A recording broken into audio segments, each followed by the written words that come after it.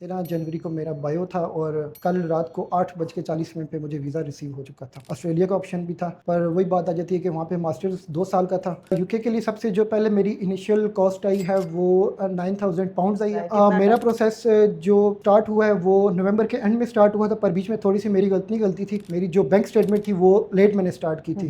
तो आप लोग भी ये कि बैंक स्टेटमेंट पहले से रेडी रखें, जब आपका केस आ जाए तो आप एकदम यूकेवीआई में अप्लाई कर दें। तो उस वजह से मेरा थोड़ा सा 1 मंथ एक्स्ट्रा लगा, बाकी मेरा जो प्रोसेस था वो 1.5 मंथ के अंदर कवर हो चुका था कंप्लीट।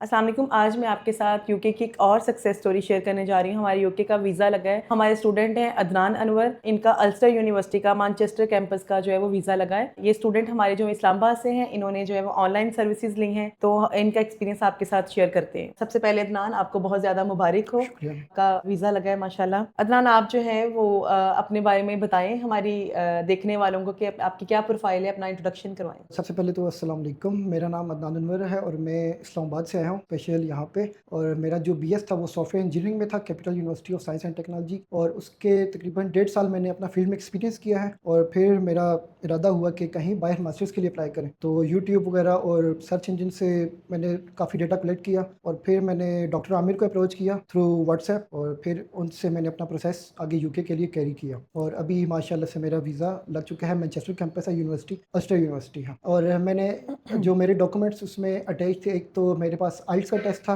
उसमें मेरे 6.5 बैंड्स हैं। और इसके अलावा मैंने अपने डॉक्यूमेंट्स अपलोड किए थे और सेल डीड, जो कि मुझे कंसल्टेंट ने कहा था कि उसकी आपने ट्रांसलेशन करवा के ऑलरेडी आपने सारे डॉक्यूमेंट्स पहले यूकेवीआई को अपलोड करने हैं कि आपके कम चांसेस हों यूकेवीआई इंटरव्यूज़ के। तो इनकी बदौलत ये है कि मेरे डॉक्यूमेंट्स ऑलरेडी अपलोडेड थे। 13 जनवरी को मेरा बायो था और कल रात को 8:40 पे मुझे वीज़ा रिसीव हो चुका था। अच्छा अदनान, आप मुझे ये बताएं कि यूके क्यों, आपने इसी कंट्री को क्यों चूज़ किया, इसके बारे में थोड़ा सा बताएं। यूके मेरे हिसाब से तो बेस्ट अप्रोच है आजकल के लिए। और देखा जाए तो वहाँ पे जो मास्टर्स है वो 1 साल का है। अगर दूसरी तरफ हम अप्रोच करते हैं, फ्रांस भी था मेरे पास ऑप्शन, ऑस्ट्रेलिया का ऑप्शन भी था, पर वही बात आ जाती है कि वहाँ पे मास्टर्स 2 साल का था। और सेकेंडली जो मुझे अल्स्टर यूनिवर्सिटी जो मुझे कंसल्टेंट ने गाइड की थी, उसकी फ़ीस बहुत कम है एज़ कम्पेयर करें तो यूके की दूसरी यूनिवर्सिटीज़ की। मेरी जो अल्स्टर की फ़ीस थी वो 15K थी, पर उसमें यह कि मुझे 4K एज अ स्कॉलरशिप और डिस्काउंट मिला है और मेरी अभी जो फ़ीस रहेगी है वो 11K। तो एज़ कम्पेयर करें तो बाकी कंट्रीज से भी और बाकी यूके की यूनिवर्सिटी से भी, तो ये मेरे लिए बहुत अच्छा ऑप्शन था। अच्छा, अब मुझे आप ये बताएं कि टॉप 7 के बारे में आपने कैसे जाना, कैसे आपने जो है वो हमें फाइंड किया और अपना प्रोसेस स्टार्ट करवाया। टॉप 7 को मैंने बेसिकली डॉक्टर आमिर की वीडियो देखी थी लिथुआनिया के ऊपर और लैटविया के ऊपर। फिर मैंने इनको थोड़ा सा और सर्च किया तो इनका यूके का भी था, फ्रांस का भी था। तो फिर मैंने यूके को एज अपना ऑप्शन कंसिडर किया और सर आमिर ने मुझे एजेंट्स वगैरह दिए अपने, जैसे सर वकास हैं, मैडम माजिबीन है, उनके थ्रू मैंने फिर अपना सारा प्रोसेस करवाया। आपने यूके के लिए क्या डॉक्यूमेंट प्रोवाइड किए हैं और आपकी क्या कॉस्ट आई है। यूके के लिए सबसे जो पहले मेरी इनिशियल कॉस्ट आई है वो 9,000 पाउंड्स आई है, वो जो कि मेरी ऑस्ट्रेलिया यूनिवर्सिटी की फ़ी थी वो मैंने पेड की। उसके बाद मैंने एम्बेसी में अप्लाई किया। एम्बेसी में मेरी जो प्रायोरिटी सर्विस रखी, क्योंकि मुझे कंसल्टेंट ने कहा था कि अभी रश बहुत है तो एज अ प्रायोरिटी पे आप जाएँ, और मैंने प्रायोरिटी सर्विस रखी। और जो डॉक्यूमेंट्स मैंने अटैच किए उसमें मेरे फादर की सेल डीड है, जो रिसेंटली हमने एक शॉप सेल की हुई थी, और इसके अलावा हमारी जो कमर्शियल शॉप्स हैं रावलपिंडी और इस्लामाबाद में, उसके डॉक्यूमेंट्स अटैच किए, और लैंड वगैरह एरियाज़ के हर चीज़ हमने अटैच करके बाकायदा ट्रांसलेशन के साथ उर्दू इंग्लिश वो हमने अपलोड किए हैं यूकेवीआई में। पूरे प्रोसेस में आपको सही गाइड किया गया, कोई ऐसा स्टेप तो नहीं जो इन डिटेल आपके साथ डिस्कस ना हुआ हो, उस पर आप क्या कहेंगे। नहीं, स्टार्ट से ही जो मुझे डॉक्टर आमिर ने काउंसलिंग के लिए मैमजारा दी हुई थी, उनसे मेरी जो बातचीत हुई तो उन्होंने मुझे यूके के लिए ऑप्शंस दिए यूनिवर्सिटीज़ के। काफ़ी इसमें लिस्ट थी, इसमें यूनिवर्सिटी ऑफ चेस्टर था, ब्रेडफोर्डशायर थी और इस तरह की काफ़ी यूनिवर्सिटीज़ थी। पर उनके मुताबिक और मेरी प्रोफाइल के मुताबिक मुझे अल्स्टर यूनिवर्सिटी अच्छी लगी थी, तो उन्होंने मुझे हर स्टेप पे गाइड किया। फिर नेक्स्ट सर वकास थे और मैम माजिबीन थी। सर वकास ने तो शुरू से लेकर यूरोप अंत का तक गाइड वो किया था। मेरे साथ बिल्कुल चले हैं। हाँ। और मैम माजिबीन ने तो मैं यूके की, लापरवाह सा हाँ। स्टूडेंट था, हाँ। जो सीधी सी बात है। नहीं, वो हमारी जो है वो यूके की इंटरव्यू की प्रिपरेशन करवाती हाँ हैं, तो बिल्कुल, मैडम ने बहुत ज़्यादा बहुत मेहनत ज़्यादा। की है। मैं अक्सर बाहर घूम रहा होता था और वो मुझे मैसेज करें कि इंटरव्यू कर लें तैयारी।